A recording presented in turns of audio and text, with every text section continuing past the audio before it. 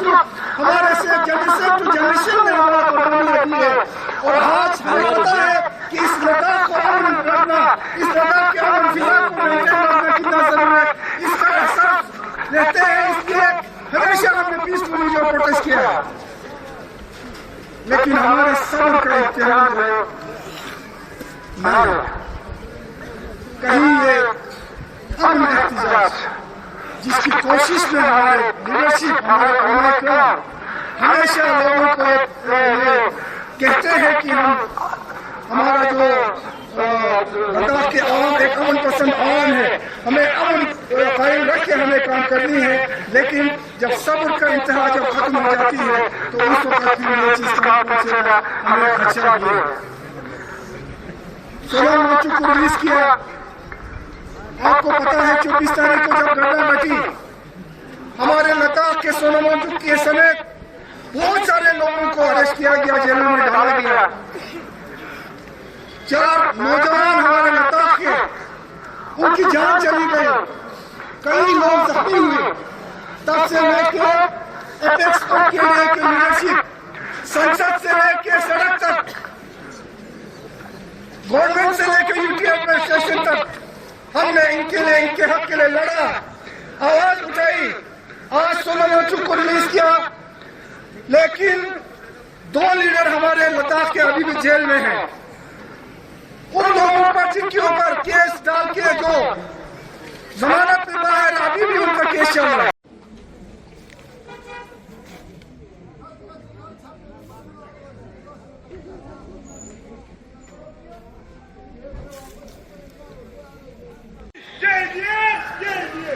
इस्तिकामत की निशानी, इस्तिकामत की निशानी, लद्दाख के मुल्क को पूरा करो, पूरा करो, पूरा करो।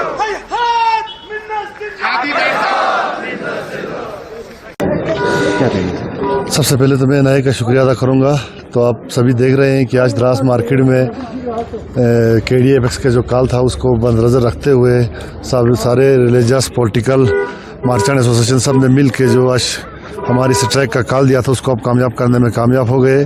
तो बाकी आप सभी जानते हैं कि हमारी जो दिराना पिछले 6 साल से मांगे KDA-Apex के माध्यम से चल रही है, तो इंशाअल्लाह रहमान हमें उम्मीद है कि हमारी ये मांगों को पूरा करने में मरकजी सरकार सुनेगी। क्योंकि एक ही इंस्टीट्यूट आज 2 दिन पहले हमारे सोनम वांगचुक जी बंद थे, उनको छोड़ के हमें एक ये मैसेज समझो मिला है कि लद्दाख की आवाम के ऊपर, इसकी नेशनलिटी के ऊपर कोई भी नज़र नहीं उठा सकता। क्योंकि हम वो आवाम है जिन्होंने 1947 से 65 से 71 से आज तक की जंगों में जब भी देश के लिए ज़रूरत पड़ा हम लोगों ने शाना बशाना, हमारे बुजुर्गों ने अपनी कुर्बानियाँ दी। आज के लोगों ने भी, आज हमारे हर घर से 2-2 जवान आर्मी के साथ पैरामिलिट्री में है। तो इंशाअल्लाह हमें उम्मीद है कि हमारी नेशनलिटी के ऊपर कोई भी अंगुली नहीं उठा सकता है। तो मैं आपके माध्यम से यही कहूँगा कि मरकजी सरकार से कि हमारी इन मांगों को पूरा कीजिए, हमारे लद्दाख की जितनी भी डिमांडें हैं उनको फुलफिल करने में आप लोग पूरा तावन दें। देखिए, पिछले 4-5 सालों से लद्दाख के जो लीडरशिप है KDA और एपेक्स 4 मुद्दों को लेके जो है एहतजाज पे है। पीसफुल प्रोटेस्ट हम लोग वक्तन फवक्तन हम लोग करते आए हैं।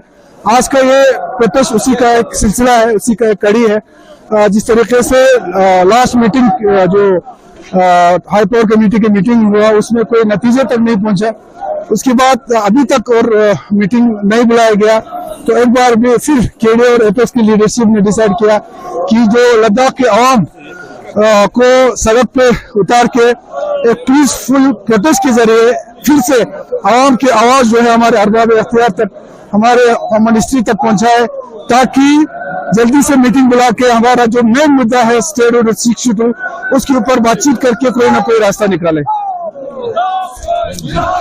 हमारे लद्दाख की जो ट्रीटमेंट निकलती है, लद्दाख के अंदर जो पोस्ट निकलता है हमारे बच्चों के लिए, तो उनको प्रोटेक्ट करने के लिए डोमिसाइल लाया गया था। लेकिन हमें इसमें जो उन्होंने जब देते समय कुछ 4 पॉइंट्स यहाँ पे रखे थे, हम उस 4 पॉइंट्स को आप लोगों के सामने थोड़ा सा ब्रीफिंग करना चाहूंगा।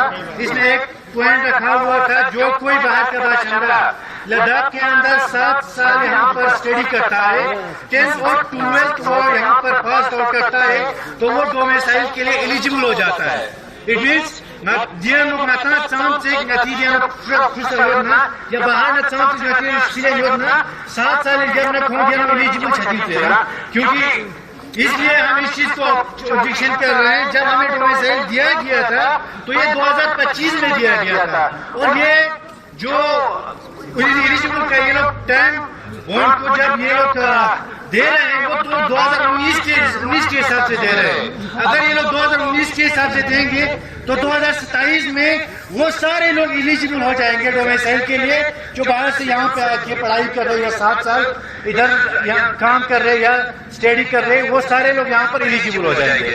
तो उससे बहुत ज्यादा नुकसान हमारे लोकल यूथ को होंगे। और दूसरा पॉइंट इसमें 10 साल जो गवर्नमेंट जॉब करते हैं यहाँ पे उनको भी रखा हुआ था, तो उसके साथ ही साथ 15 साल रखा हुआ है लेबर्स और वर्कर्स को रखा हुआ है 15 साल। तो हमारे कहने का मतलब है ये सारे जो शेड्यूल है 2019 के बाद ये लोग काउंट कर रहे हैं। हम बिल्कुल इस चीज को एक्सेप्ट नहीं करते।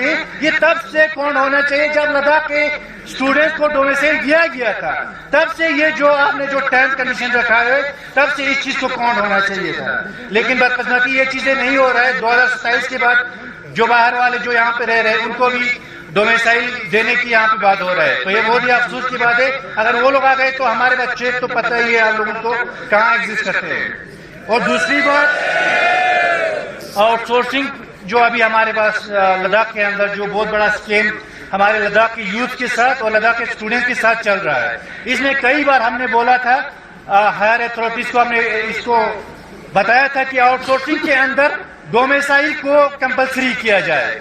डोमिसाइल हमारे लद्दाख के लड़कों के लिए दिया हुआ है, लेकिन जो आउटसोर्सिंग पोस्ट निकलता है उसमें डोमिसाइल को एलिजिबल नहीं रखा हुआ है। जो लोग उसकी वजह से बाहर के जितने भी लोग होते हैं बिना डोमिसाइल के यहाँ लद्दाख के पोस्ट को वो लोग आराम से भर सकते हैं और वो लोग हमारे बच्चों के पोस्ट को लेके अभी हमारे एडमिनिस्ट्रेटिव सतह पर बैठा हुआ है।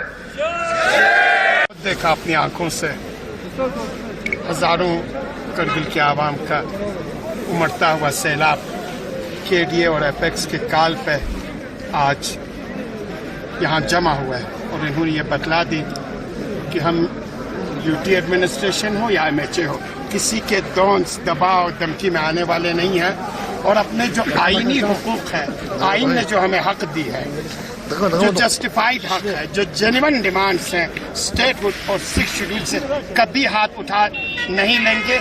जो कुछ भी इसके लिए बन पड़े हर कुर्बानी के लिए लद्दाखी आवाम तैयार है और उसमें पूरी लद्दाख आज एक आवाज है।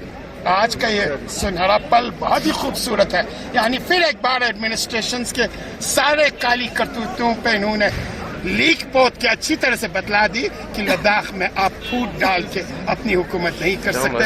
लद्दाख की एक ही आवाज़ है, लद्दाख मुत्तहिद है, लद्दाख मुत्तफिक है, एक ही आवाज़ है, वो स्टेटहुड 6 शेड्यूल फॉर लद्दाख। और जो भी डिटेनीस है उन सबों से केस को रिवोक किया जाए, इंजर्ड को डिग्निफाइड कंपनसेशन दी जाए, मार्टर्ड के फैमिलीज के साथ इंसाफ किया जाए। जी सर, आखिरी सवाल आपसे यही रहेगी, खासकर बातचीत को लेके अगर जो है फिर से एमएचए की तरफ से कॉल नहीं है तो बातचीत के लिए तैयार है। हम हर वक्त बातचीत, तकरीबन 15-16 राउंड हमारी बातचीत के खत्म हो चुके हैं, लेकिन ये एमएचए है जो हमेशा हरदर्मी दिखाई देता है। ये एमएचए जो डेट पे तारीख दे के टालता रहता है। हम हमेशा खुले मन के साथ, खुले दिल के साथ एपेक्स और केडीए बातचीत के लिए तैयार है। आज भी हम खुले दिल के साथ बातचीत के लिए तैयार हैं। Thank you. बहुत बहुत करो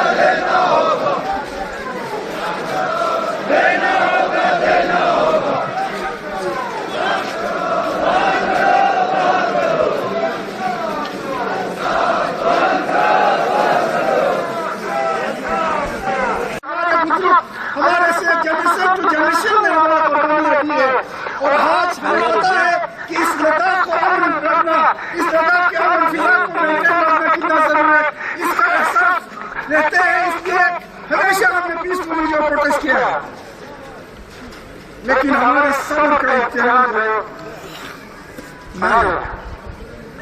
कहीं ये अमन एहतजाज जिसकी कोशिश में हमारे लीडरशिप हमारे उम्मीदवार हमेशा लोगों को ये कहते हैं कि हम हमारा जो लद्दाख के आवाम एक अमन पसंद आवाम है, हमें अमन कायम रख के हमें काम करनी है। लेकिन जब सब्र का इंतहा जब खत्म हो जाती है तो उस वक्त भी ये चीज कहाँ पहुंचेगा हमें खर्चा भी है। 16 मार्च को रिलीज किया। आपको पता है 24 तारीख को जब घटना घटी हमारे लद्दाख के सोनामार्ग के समेत बहुत सारे लोगों को अरेस्ट किया गया, जेलों में डाला गया। 4 नौजवान हमारे लद्दाख के उनकी जान चली गई, कई लोग जख्मी हुए। तब से लेकर एपेक्स तक के लीडरशिप संसद से लेकर सड़क तक गवर्नमेंट से लेकर यूटी एडमिनिस्ट्रेशन तक हमने इनके लिए इनके हक के लिए लड़ा, आवाज उठाई। आज 16 मार्च को रिलीज किया, लेकिन 2 लीडर हमारे लद्दाख के अभी भी जेल में हैं। उन लोगों पर जिनके ऊपर केस डाल के जो जमानत में बाहर अभी भी उनका केस चल रहा है और जो 4 लोग